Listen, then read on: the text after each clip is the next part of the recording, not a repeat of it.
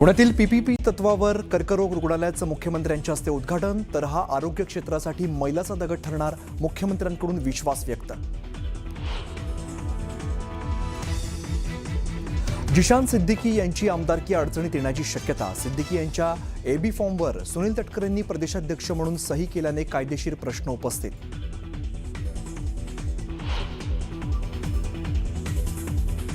राष्ट्रवादीचे खासदार पार्थ पवारांनी वर्षा बंगल्यावरती मुख्यमंत्री फडणवीसांची घेतली भेट।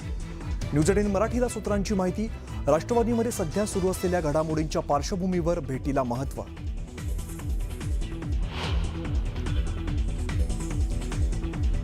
माजी खासदार अनंत परांजपेंनी घेतली शरद पवारांची भेट। शिवसेनेत प्रवेश केल्यानंतर सिल्व्हर ओकवरती जात घेतली पवारांची भेट।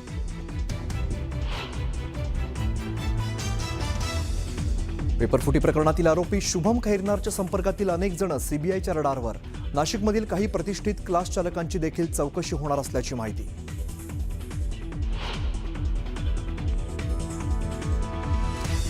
नीट पेपरफुटी प्रकरणातील आरोपी मनीषा मांढरेला 14 दिवसांची सीबीआय कोठडी।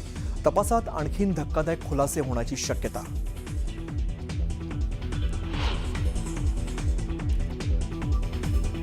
नीट पेपर फुटीचे धागेदोरे आता नांदेडमध्ये। सीबीआयची तब्बल 8 तास झाडाझडती।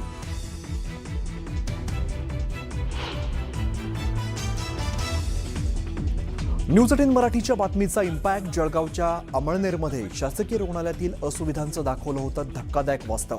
बातमीनंतर आमदार अनिल पाटलांनी दौरा करत प्रशासनाला फटकारलं।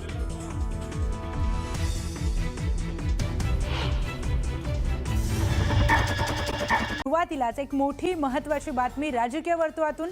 आजच्या घडीला महाराष्ट्रामध्ये सर्वेक्षण केलं तर मुख्यमंत्री पदासाठी इतर कोणाही पेक्षा एकनाथ शिंदे यांना जास्त पसंती मिळेल असं वक्तव्य शिवसेनेचे नवनिर्वाचित आमदार बच्चू कडू यांनी केलं होतं।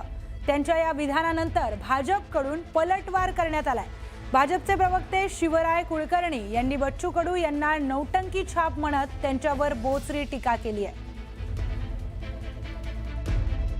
शिंदे साहेब जे रात्री 2 वाजता दरवाजा उघडतय, सामान्य माणसाच्या प्रति असणाऱ्या भावना ज्या खऱ्या अर्थानं ज्या पद्धतीच्या आहे तशा ताकदीचा मुख्यमंत्री व्हावा हे सगळ्यालाच वाटतं। मला एकट्यालाच नाही वाटत। तुम्ही जर सर्वे केला तर सगळेजण तेच म्हणणार का पुन्हा मुख्यमंत्री शिंदे साहेब हवे। बच्चू भाऊ, तुमची नोकरी गेलेली होती, तुमचा कामधंदा गेलेला होता। अरे आता ज्या मालकाने तुम्हाला नोकरी दिली त्या मालकाचं गुणगान तुम्ही करणारच आहे। आमच्या देवाभाऊंची लोकप्रियता किती आहे हे महाराष्ट्रातल्या कानाकोपऱ्यातलं शेंबडं पोरही सांगेल, पण ती लोकप्रियता तुम्हाला दिसणार नाही। कारण की ज्या धन्याने तुम्हाला चाकरी दिली आहे त्या धन्याचे पांग फेडायचे असेल तर फेडा, जरूर फेडा, पण ते धन्याचे पांग फेडताना महाराष्ट्रातल्या जनतेला संभ्रमित करू नका। पुढची बातमी पाहूयात। राज्य अस्थिर करण्यासाठी मनोज जरांगे यांनी सुपारी घेतली असल्याचा घणाघाती आरोप ओबीसी आंदोलक नवनाथ वाघमारे यांनी केलाय। जरांगे यांना भेटण्यासाठी एकनाथ शिंदे यांचेच मंत्री का येतात, भाजपचे मंत्री का येत नाहीत? उदय सामंत येऊन गेल्यानंतरच आंदोलनाची घोषणा कशी होते? त्यामुळे जरांगे यांनी राज्य अस्थिर करण्यासाठी सुपारी घेतली असून एकनाथ शिंदे हेच जरांगेंचे मालक आहेत असा गंभीर आरोप वाघमारे यांनी केलाय। नक्कीच सुपारी बहादरच आहे जरांगे पूर्वीपासून। त्याचे जर पूर्ण सीडीआर तपासले ना सगळ्या गोष्टी कळून जातील। जरांगेचे सीडीआर राज्य सरकार का तपासत नाही आम्हाला हे कळत नाही। आणि राहिला विषय एकनाथ शिंदेचे मंत्री ज्यावेळी जरांगेकडे येतात त्याच्यानंतरच आंदोलनाची घोषणा होती, त्याच्यानंतरच आंदोलनाची तारीख दिली जाते, त्याच्यानंतरच आंदोलनाची दिशा ठरवली जाते। पाठीमागे मी मुंबईला जायच्या अगोदर प्रताप सरनाईक लातूरमध्ये जरांगेला येऊन भेटले की लगेच मुंबईची वारी सुरू झाली।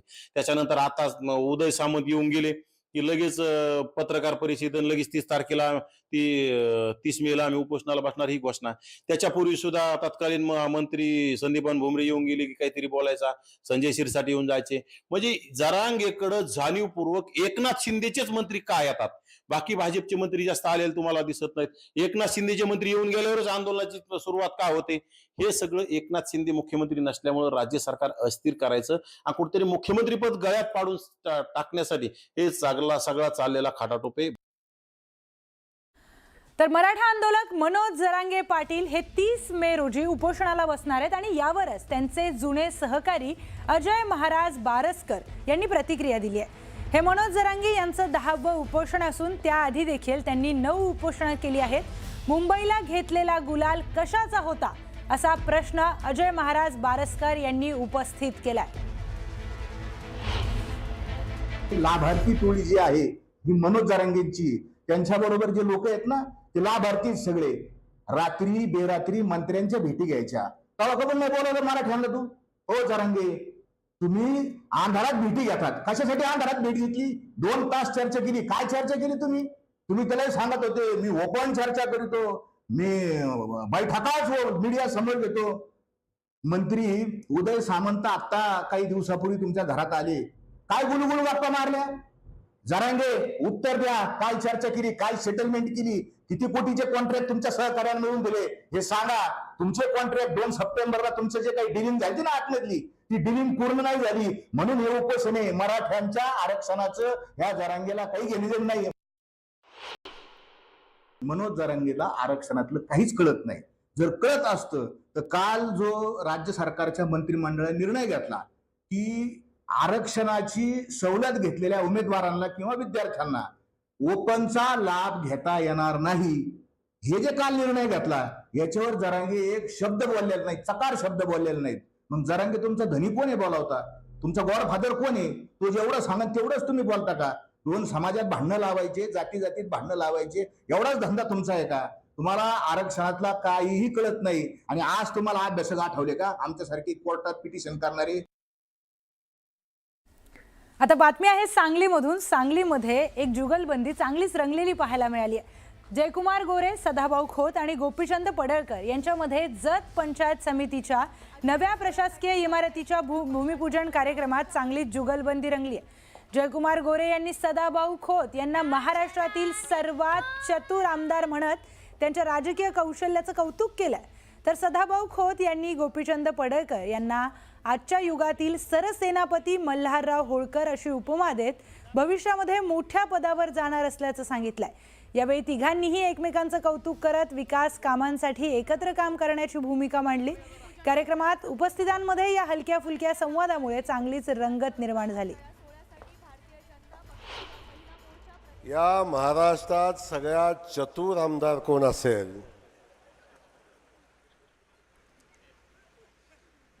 आणि कुणाला कुठं दाबायचे, कुणाकडून कसं काय आणायचंय आणि कितीही दिलं तरी माझं काहीच झालं नाही कसं म्हणायचंय, असं जर शिकायचं असेल तर सदाभाऊकडे ट्रेनिंग घ्यायचं आहे।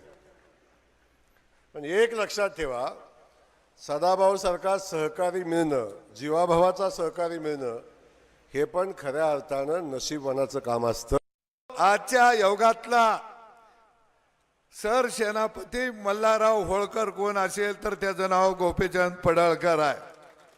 आता मी असं म्हणलो काही घडी उद्यापासून टीका करायला लागतील, पण आमच्या दोघांना आम्हाला माहीत आहे की आम्ही कुठं बटन दाबायचं ते बरोबर दाबतो। पडळकर साहेब तुम्ही तरुण आहे,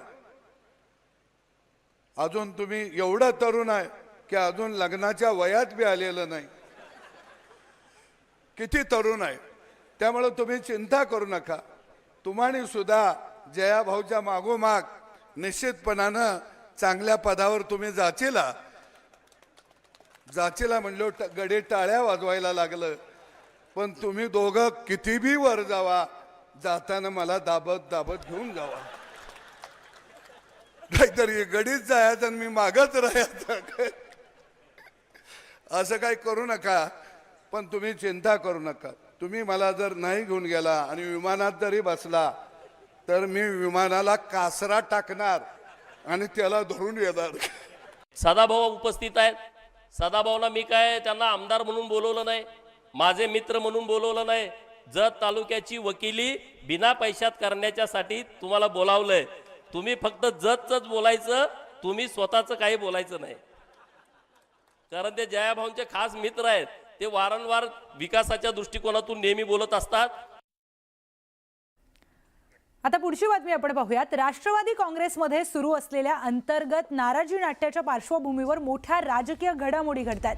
खासदार पार्थ पवार यांनी मुख्यमंत्री देवेंद्र फडणवीस यांची वर्षा बंगल्यावर जाऊन भेट घेतल्याची माहिती सूत्रांनी न्यूज 18 मराठीला दिली आहे. या भेटीची कुणालाही कल्पना नव्हती. मात्र अचानक झालेली भेट आणि राष्ट्रवादी काँग्रेसमध्ये वेगानं घडत असलेल्या राजकीय घडामोडी यामुळे दोन्ही नेत्यांमध्ये महत्त्वाची चर्चा झाली असणार हे उघड गुपित होतं. राष्ट्रवादी काँग्रेसमध्ये सुरू असलेल्या अंतर्गत संघर्षाच्या पार्श्वभूमीवर मुख्यमंत्री आणि पार्थ पवार यांच्या भेटीला विशेष महत्त्व प्राप्त झालंय. मला वाटत नाही की राष्ट्रवादी काँग्रेसचे माननीय आमच्या सुनीताताई पवार यांच्या नेतृत्वात आहे तिथे कुठलंही त्या ठिकाणी असं हे नाही आहे, मतांतर नाही आहे. काहीतरी उगीच बातम्या येत आहे.